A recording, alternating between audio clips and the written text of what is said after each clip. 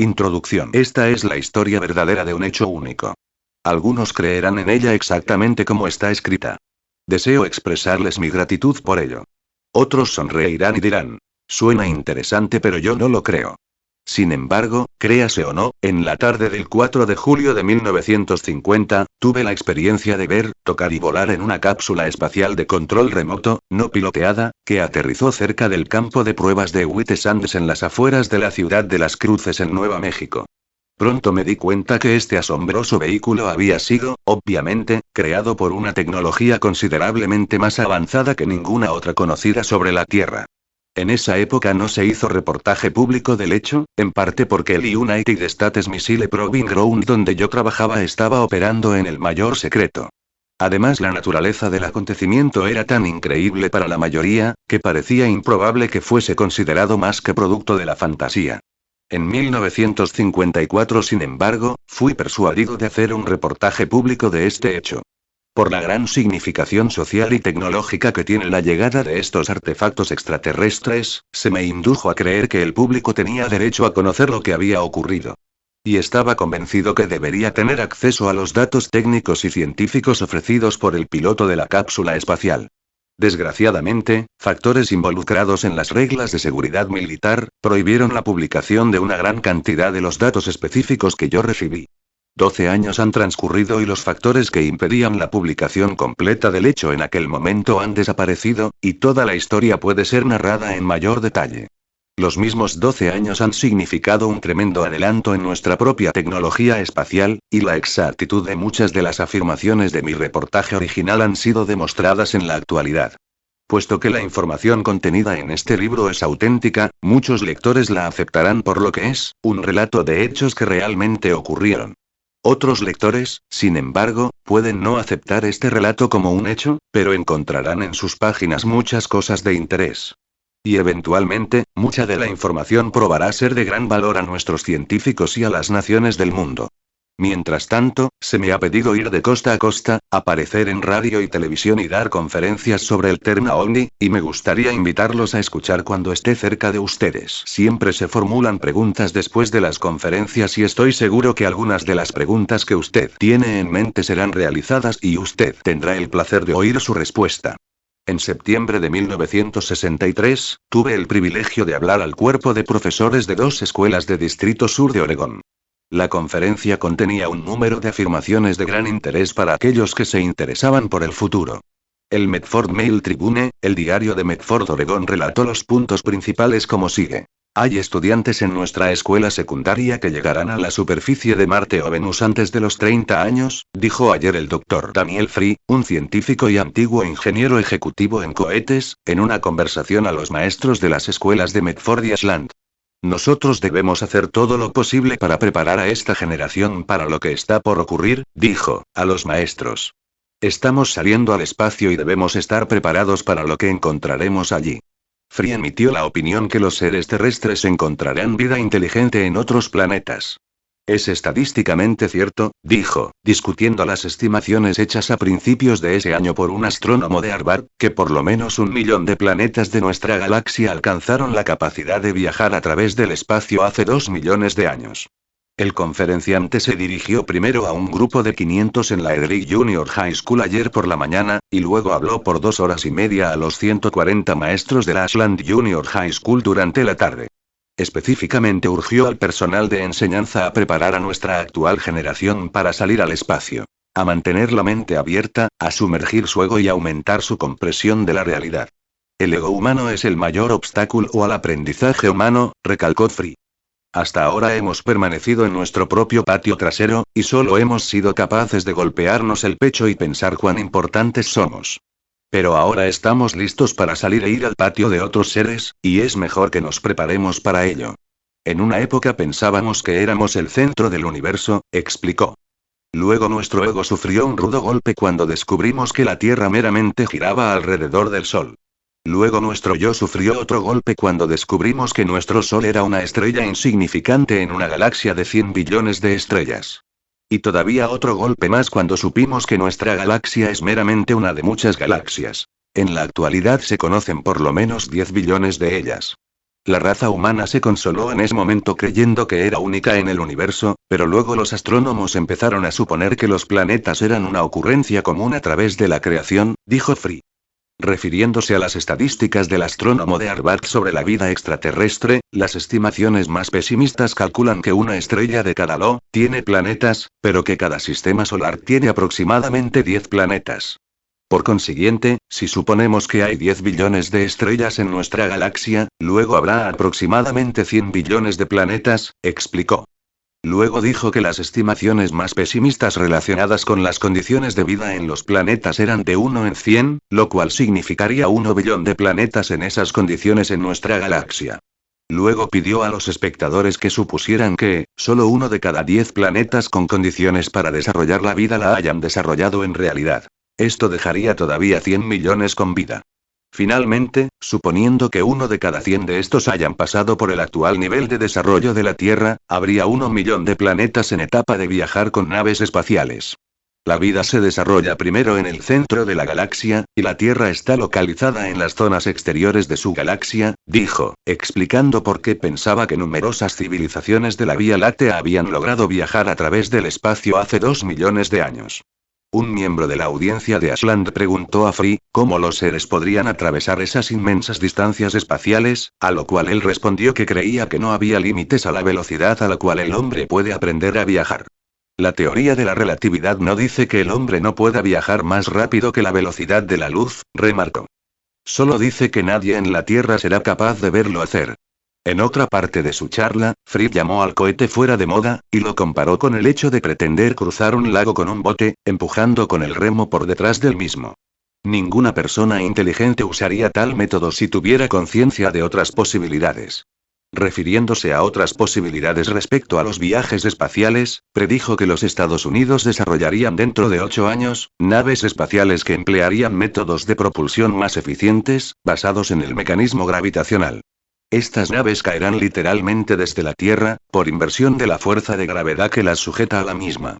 Dijo que la única razón por la cual tales naves no han sido todavía desarrolladas en la Tierra, se debe a que solo recientemente el hombre se ha dado cuenta que tal medio de propulsión es posible.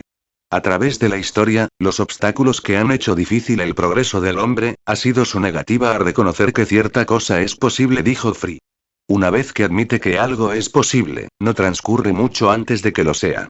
El reconocimiento de que las cosas son posibles, fue uno de los puntos a los que pareció que Free quería a los maestros a ampliar el campo de comprensión de la realidad de sus estudiantes. La realidad no tiene límites, dijo. No es pequeña ni limitada, es infinita. La gente traza un círculo a su alrededor, que ellos consideran es real, pero lo único que demuestra ese círculo es el nivel de conciencia que ellos han alcanzado. Pocos días después que este artículo fue publicado, un columnista agregó estos comentarios. Hay una cantidad de puntos interesantes que no pudimos recalcar en el relato que hizo Daniel W. Free, la semana pasada, para los maestros de los distritos de Medford y Ashland. El relato comenzó con la predicción de Free, de que los actuales estudiantes del colegio secundario caminarían por la superficie de Marte o Venus antes de cumplir los 30 años. Pero la falta de espacio no nos permitió desarrollar la explicación algo complicada de cómo llegó a esa predicción. Afirmó que el desarrollo científico presente está subiendo en una pronunciada curva ascendente. Él llama a esto la curva del desarrollo. Dijo que el desarrollo hecho en los pasados 10 años iguala a aquel hecho en los 100 años previos, y que el realizado en los 100 años previos igualó al realizado en los precedentes 1000 años, y así sucesivamente. Algunos antropólogos estiman que llevó 1 millón de años al hombre progresar de la edad de piedra hasta la flecha y el arco, dijo. Un ingeniero lo haría hoy en 30 minutos, o como máximo en una tarde. Aplicando la teoría de la curva del desarrollo al tema de aterrizaje del hombre en Marte o Venus, él enfoca el problema de la siguiente manera. Hace 10 años pensábamos que podíamos lograrlo en 200 años. Hace 8 años pensábamos que podíamos lograrlo en 100. Hace años la estimación cayó a 50. Y así sucesivamente. Esta es la razón por la que Free piensa que el hombre de la Tierra llegará a Marte o Venus en el término de 10 años. El cohete Saturno, que tiene empuje para alcanzar a Venus o Marte, ha sido probado con resultados que excedieron toda expectativa, dijo. Y hemos colocado hombres en órbita. Si no nos preocupáramos tanto por la vida de nuestros astronautas, seríamos capaces de poner un hombre en Marte o Venus dentro de 1 año. Mirando al desarrollo científico en general, hizo notar que cuando Julio Verne escribió sus libros de ciencia ficción, lo estaba haciendo en los límites de la imaginación de aquella era. Casi todo lo que Julio Verne imaginó viene sucediendo, así que si hacemos la extrapolación de la misma situación en la curva del desarrollo, podemos predecir que cualquier cosa que el hombre pueda imaginar, será realidad dentro, quizás, de 20 años. Esto es casi una afirmación, pero él se adhiere a ella. Esta teoría de la curva del desarrollo que Free expone también, es una explicación que él da cuando la gente pregunta cómo puede el hombre esperar a viajar a planetas y sistemas estelares que están a cientos, miles y millones de años luz de la Tierra. No ve razón alguna por la que el hombre no pueda aprender a viajar a tremendas velocidades superiores a la velocidad de la luz. En una época, los hombres de la Tierra creían que nadie podría viajar a 60 millas por hora sin ser aplastado por la presión atmosférica, recalcó. Barney Oldfield demostró cuán equivocados estaban, cuando condujo un automóvil a 60 millas por hora. En la actualidad, los astronautas van a 18.000 millas por hora cuando están en órbita. Donde el autor ve y toca un plato volador. Esa noche del 4 de julio de 1950, me uní al siempre creciente número de individuos que, alrededor del mundo, son conocidos como observadores de ovnis. No solamente he visto uno, sino que lo he tocado, he entrado en él y he hecho una especie de vuelo de prueba como pasajero. También me comuniqué, en cierta extensión, con su operador. Ahora que este extraño vehículo se ha ido, yo estoy de regreso en mi cuarto en White Sands Province. Ground cerca de Las Cruces en Nuevo México. A muchos que lean este libro, puede parecerles increíble que tal hecho haya realmente ocurrido. Pero ocurrió. No sería fácil de explicar.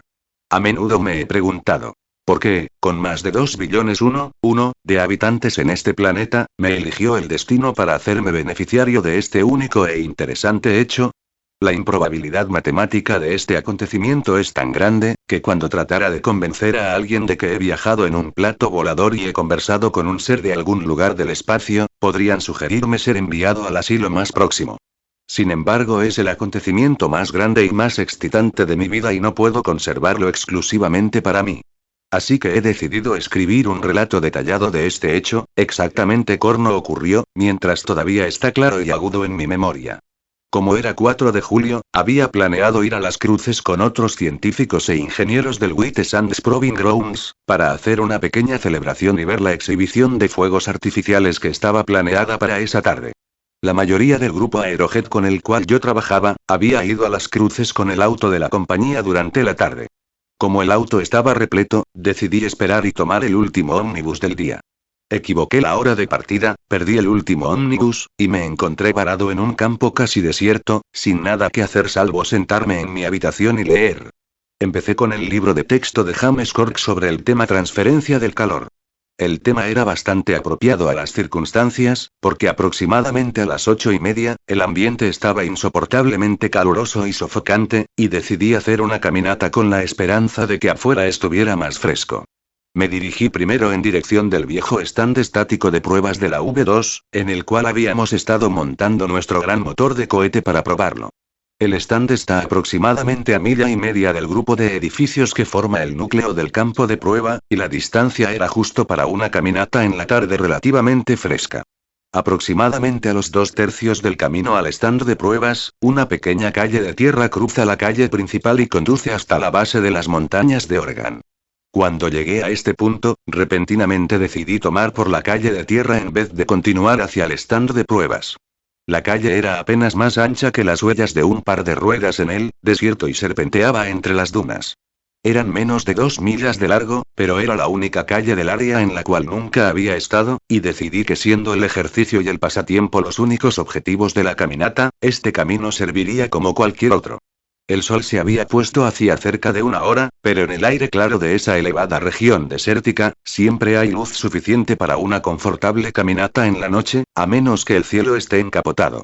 Mis ojos escudriñaban el cielo, y se detuvieron sobre un grupo de estrellas especialmente brillantes sobre los picos de las montañas. Repentinamente una de las estrellas desapareció. Esto llamó inmediatamente mi atención, pues las estrellas no desaparecen, por lo menos en un cielo sin nubes. Algo había eclipsado la estrella, pero yo no tenía idea de lo que podía ser. Un aeroplano requeriría menos de un segundo de pasar por un punto dado, pero la estrella no volvió a verse. Además, en el silencio del desierto un aeroplano podría oírse mucho antes de que pudiera verse, y no se oía ningún sonido. Los globos sonda no se sueltan de noche, y en cualquier caso, un globo climático se elevaría bastante rápidamente, por consiguiente solo eclipsaría una estrella por pocos segundos. Luego, otra estrella justo a la derecha de la primera, desapareció, y pocos segundos más tarde, dos más situadas por debajo. Una fuerte sensación punzante recorrió mi espina dorsal. Cualquier cosa que fuera que estaba eclipsando la luz de las estrellas, estaba aumentando rápidamente su diámetro aparente. Y desde que el rumbo se mantenía constante, solo podía significar que el objeto estaba viniendo, directamente hacia mí. Finalmente pude ver de qué se trataba. Y al mismo tiempo me di cuenta de por qué no había sido capaz de verlo antes. Su color parecía casi idéntico al color del cielo de la noche, así que aunque estaba bastante cerca, era difícil divisar más que el contorno. Como continuaba dirigiéndose hacia mí, sentí un fuerte impulso de echarme a correr. Pero mi larga experiencia en explosiones y mi trabajo en cohetería, me habían enseñado que es una tontería correr, cuando un objeto se está acercando, hasta que uno no esté seguro de la trayectoria. Porque no hay manera de juzgar la trayectoria de un proyectil si uno está corriendo.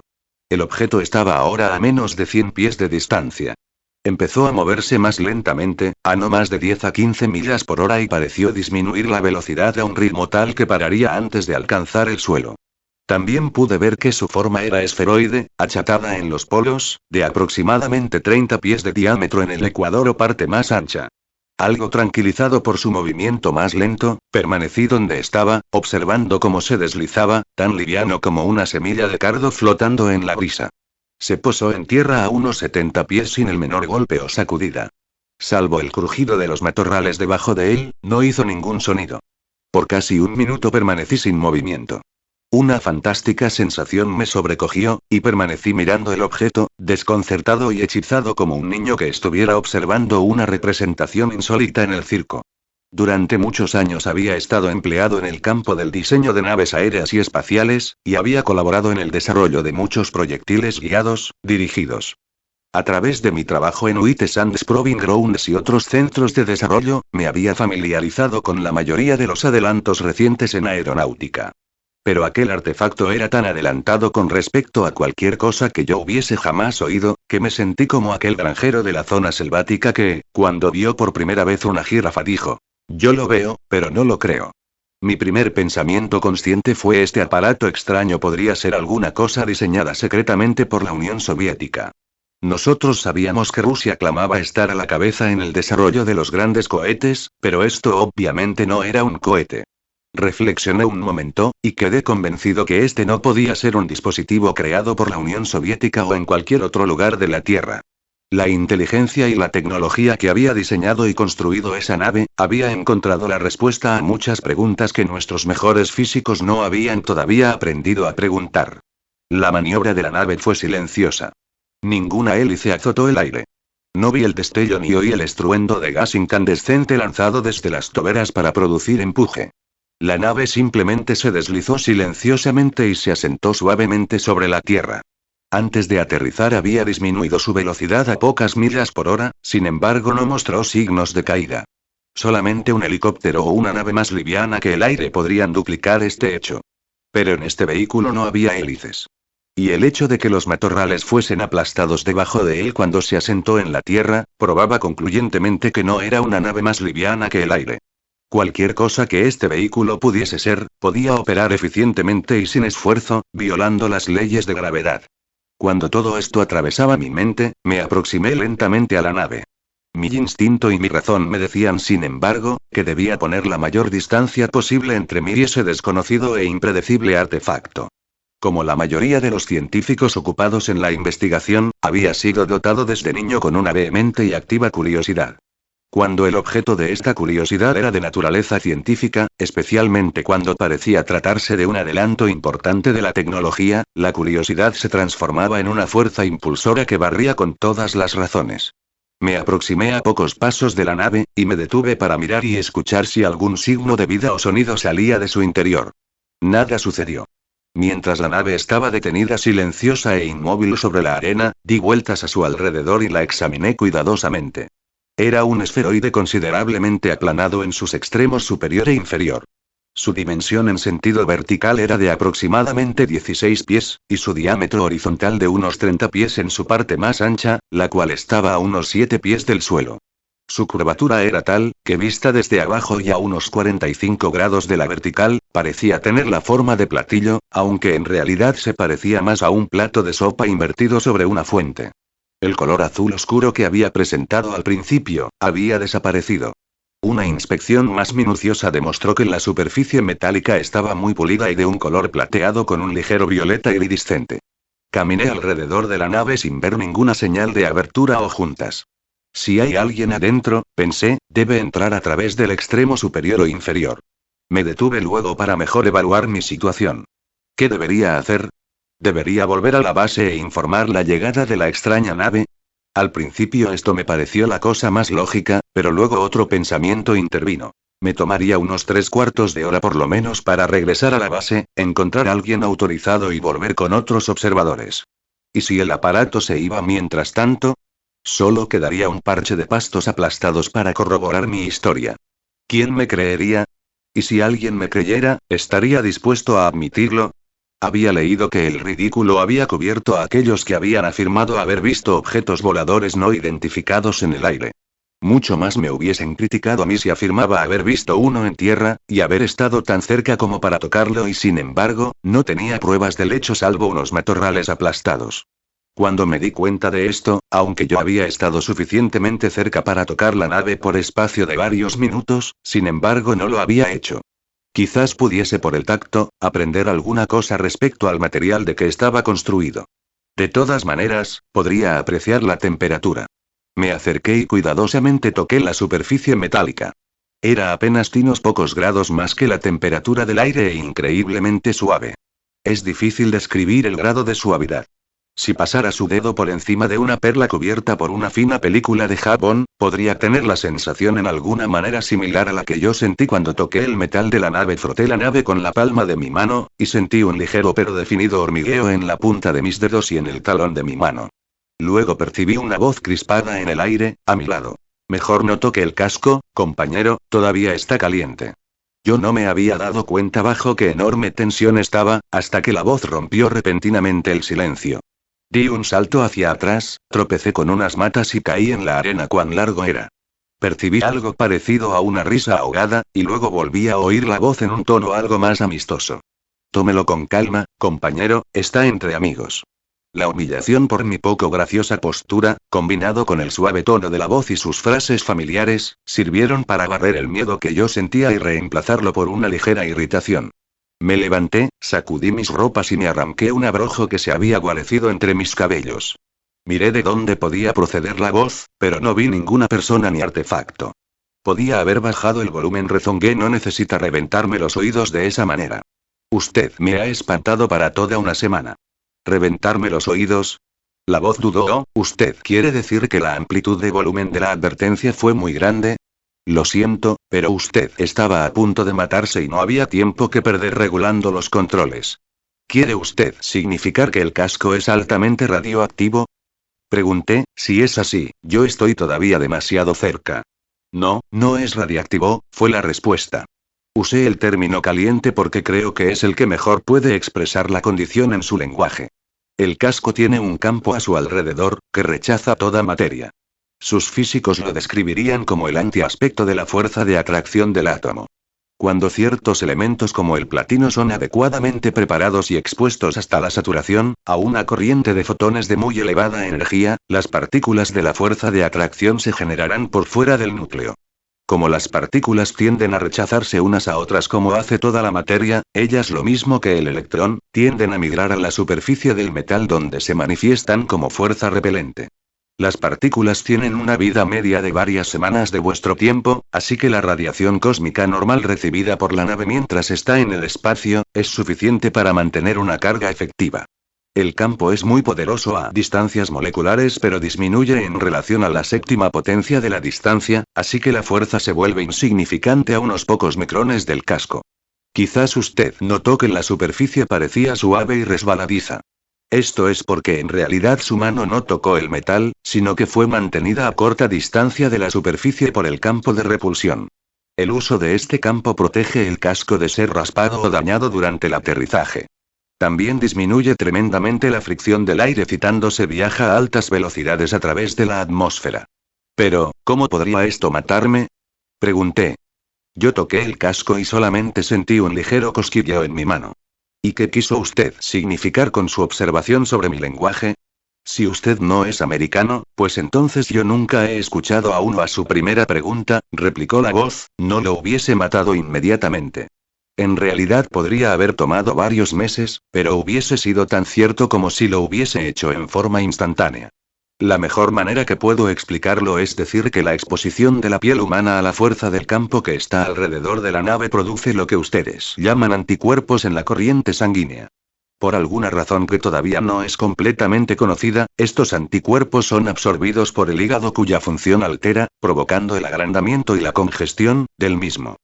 Cuando la piel es expuesta por un minuto o más, la muerte es prácticamente cierta. En su caso, yo no creo que haya estado expuesto tiempo suficiente para un daño mayor, aunque indudablemente usted sentirá algún efecto más tarde o más temprano, siempre que sus funciones biológicas sean idénticas a las nuestras y nosotros tenemos muchas razones para creer que esto es así. A su segunda pregunta, yo no soy un americano como usted, aunque mi actual misión requiere que yo me transforme en uno. El hecho que usted me creyera uno de sus compatriotas es testimonio de mi éxito en el esfuerzo que he gastado en estos 2 últimos años, para aprender y practicar el uso de su lenguaje e idioma. La verdad es que nunca he puesto un pie sobre su planeta. Requerirá 4 años más para adaptarme a la atmósfera y a la gravedad, e inmunizarme a sus agentes biológicos, microorganismos. Estuve parado silenciosamente por lo que me pareció largo tiempo, tratando de asimilar el completo significado e implicaciones de sus palabras. Por fin dije lentamente: si no hubiese visto a este aparato con mis propios ojos, venir y aterrizar, hubiese concluido que había estado leyendo demasiado novelas de ciencia ficción. Pero mi entrenamiento científico y años de estudio sobre el espacio, me han preparado para admitir la posibilidad de casi cualquier cosa. Además, desde que el hecho de que yo esté aquí y de que lo haya visto aterrizar es completamente accidental, es obvio que mi credulidad o mi escepticismo no deben tener la menor importancia para usted. Por el contrario, replicó la voz. Es importante para nosotros de que usted tenga la oportunidad de conocer los hechos y que se forme su propia opinión al respecto. Uno de los principales propósitos de esta expedición, es determinar la adaptabilidad básica de aquellos que habitan la Tierra, y particularmente su habilidad para adaptar sus mentes serena y rápidamente a concepciones que son completamente extrañas a sus costumbres y a su modo de pensar. Las expediciones previas de nuestros antecesores en un período de muchas centurias, se encontraron con un fracaso casi total en este aspecto. Esta vez hay la esperanza de que seremos capaces de encontrar mentes más entrenadas y más receptivas para que nosotros podamos ayudarlos en el progreso de su raza. En su propio caso, su conducta me ha gustado y ha sobrepasado nuestra mejor expectación. Puedo ver, dije, que su raza, cualquiera que ella sea, y la nuestra, tienen por lo menos una cosa en común: que el sarcasmo es la principal forma de humor. Sin embargo, usted no me puede molestar de esta manera. He sido satirizado, tomado el pelo, por expertos. Me doy cuenta que todo lo que hice desde el primer momento ha sido erróneo. En primer lugar, si yo hubiese tenido sentido común, hubiese escapado cuando lo vi acercarse, en vez de esperar y correr el riesgo de ser aplastado. Cuando usted aterrizó, en vez de irme o permanecer por lo menos a cierta distancia, me puse a husmear alrededor de la nave. Luego, cuando su voz de alarma llegó a través del parlante o de lo que sea, en vez de aceptar la advertencia con calma y rápidamente, salté como un conejo asustado y aterricé en la arena en una posición tan indigna y ridícula como se pueda imaginar.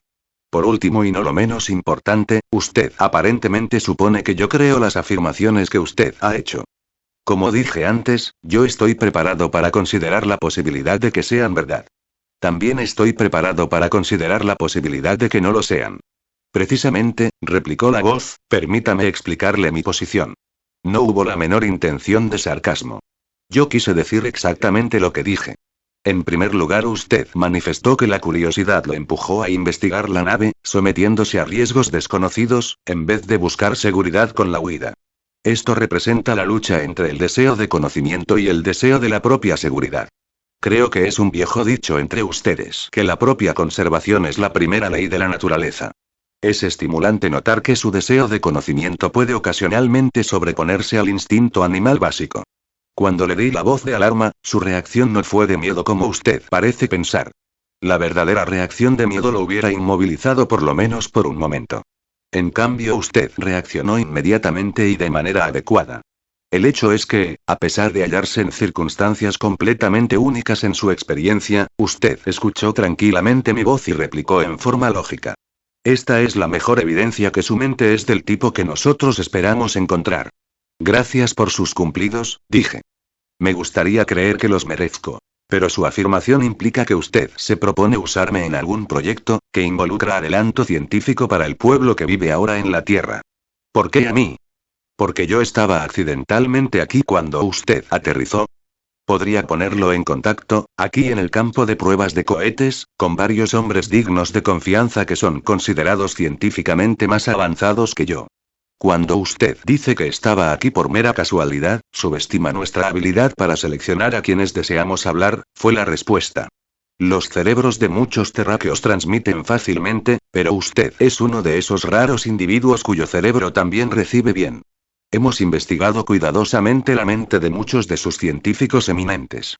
En todos los casos encontramos que sus mentes se habían endurecido en un molde basado en sus concepciones presentes. Sus mentes han avanzado hasta un grado tal que ellos creen que lo conocen casi todo en el mundo científico. Así ellos encuentran difícil cambiar sus puntos de vista o formarse nuevas opiniones. Yo quiero aclarar lo que quiero significar, mediante una analogía. Un hombre que busca conocimiento científico es como una hormiga que está subiendo por un árbol. Ella sabe que está desplazándose hacia arriba, pero su visión es corta, y es incapaz de abarcar todo el tronco. El resultado es que puede desviarse a una rama inferior sin darse cuenta que se ha alejado del tronco principal. Todo va bien por un tiempo. Todavía puede subir más arriba y recoger unos pocos frutos de su progreso. Pero pronto comienza a confundirse cuando la sólida rama que creyó el tronco, empieza a subdividirse en millares de pequeñas ramitas y hojas, que apuntan todas en distintas direcciones. Así, el buscador de conocimiento encuentra que la gran ley fundamental que creía inamovible, ahora empieza a subdividirse y a apuntar en direcciones opuestas. Como resultado de esta confusión, los científicos llegan a la conclusión de que están llegando al límite del conocimiento concebible y que todas las leyes físicas se vuelven en última instancia, puramente estadísticas. Cuando ellas alcanzan este punto, la única manera de que puedan hacer posteriormente progresos es siguiendo la línea del razonamiento matemático abstracto. Es como viajar en un tren subterráneo. Uno puede llegar a su destino pero no sabe por dónde va. Así que no hay manera de saber si podía haber elegido un camino más corto o más fácil para llegar al mismo lugar. Su ciencia está ahora en esta situación. Por ejemplo, sus científicos se sienten ahora obligados a afirmar que el electrón es al mismo tiempo una partícula y una onda de movimiento ondulatorio. Ellos intentan racionalizar esto diciendo que el electrón es una partícula en una onda de probabilidad. Esta es una condición que no puede ser visualizada por la mente y los únicos medios que tienen de progresar, es a través del subsuelo de las matemáticas abstractas. Usted hallará que las verdades fundamentales son siempre simples y comprensibles cuando son vistas desde la perspectiva adecuada. Así que la rama del conocimiento que su pueblo ha desarrollado, es comprensible como rama, solo si es vista desde arriba mientras se mira el tronco principal. En pocas palabras, si su ciencia quiere seguir progresando, debe retroceder por la rama, en la que están atrapados, hasta el tronco principal, y luego empezar a subir de nuevo. Esto podemos y ayudaremos a su pueblo a hacerlo, pero solamente si ellos lo desean y si son capaces de seguir el camino que nosotros les señalaremos más adelante. Antes que nosotros podamos ver de ayuda a su pueblo en la tierra, dos cosas deberán ser llevadas a cabo. Primero, nuestros cuerpos deberán adaptarse biológicamente a este medio, así cuando nosotros vengamos entre ustedes seremos idénticos a su pueblo. Esto, como dije antes, requerirá por lo menos 4 años más. El segundo es más difícil. Las tensiones políticas que ahora existen entre muchas naciones de la Tierra deben ser aliviadas. Si cualquiera de las naciones que actualmente domina a otra o a otras en vuestro planeta, adquiriera superioridad científica concluyente sobre las otras, probablemente, bajo nuestras presentes condiciones, seguiría una guerra de exterminio.